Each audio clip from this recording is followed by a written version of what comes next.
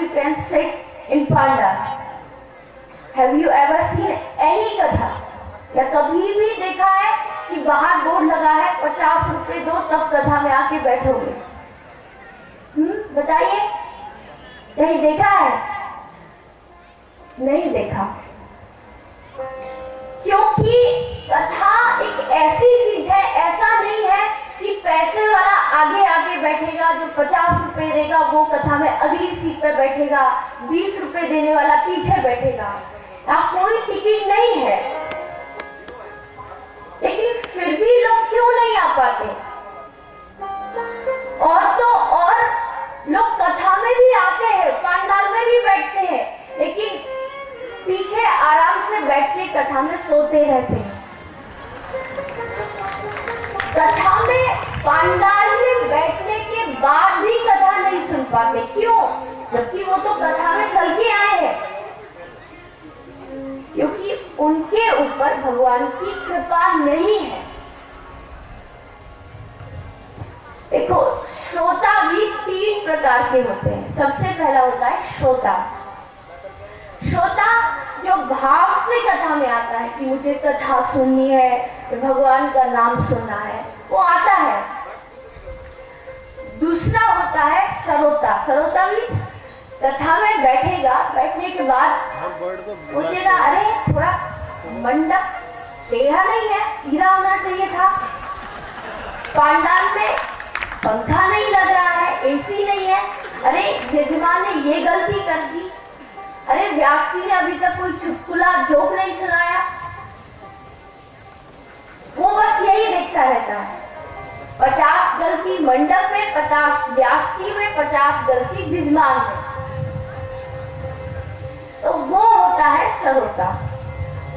और तीसरा होता है सोता।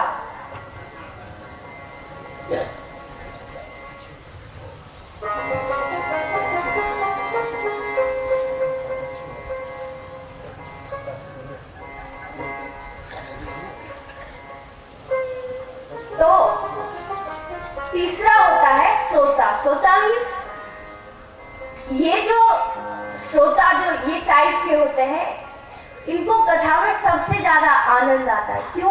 क्योंकि कथा में घुसते ही ऐसी जगह ढूंढेंगे जहाँ कमर आराम से लग जाए, खंबे के पास में जाके बैठेंगे और पूरे 3 घंटे आराम से ऐसी नींद लगती है। क्योंकि घर में तो बच्चे सोने नहीं देते, कभी जगाते हैं, कभी कुछ करते हैं, पत्नी कहीं काम करो। लेकिन कथा सबसे अच्छी जगह है। 3 घंटे ना कोई कुछ बोलेगा, ना पत्नी की चिक चिक, ना बच्चे चिल्लाएंगे, आराम से 3 घंटे कट जाएंगे। और जब कथा खत्म हुई, लास्ट में व्यास जी ने जयकारा बोला, बोलिए बालकृष्ण लाल की। तो जैसे जयकारा बोला, आंख खुली, बोले कथा हो गई। तो श्रोता जो पास में बैठेगा बोले हो गई। तो वो श्रोता बोलेगा कि अरे वाह कितनी मधुर कथा थी, अरे व्यास जी के कंठ को तो देखो, भजन गाते हैं तो ऐसे लगता है सरस्वती जी गा रही है। और उससे पूछो कि कथा में क्या सुना, तो बोलेगा मुझे तो मालूम नहीं। तो 3 तरह के कथा सुनने जो लोग आते हैं, मेरे कहने का मतलब है आप श्रोता बनो। सिर्फ ऐसा ही नहीं आके देखा पंडाल कैसा है, व्यास कैसा है, यजमान कैसा है, कथा सुनने के लिए आए हो, भाव से कथा सुनो। तो कहने का मतलब है कि भगवान के कृपा के बिना ये सत्संग भी बहुत दुर्लभ है।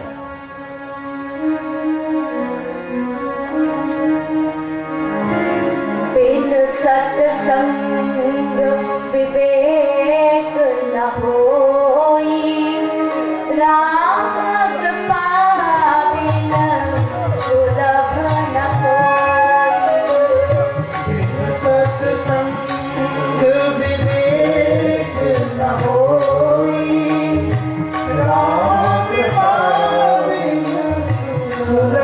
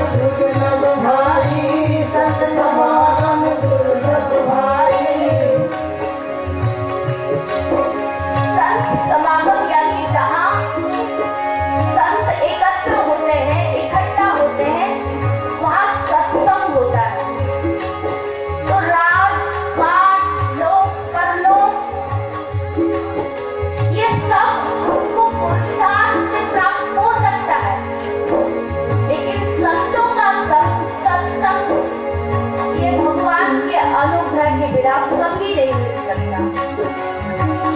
बिन सत्संग विवेक न होई, बिन सत्संग विवेक न होई, राम कृपा बिन सुलभ न सोई, राम कृपा बिन सुलभ न सोई।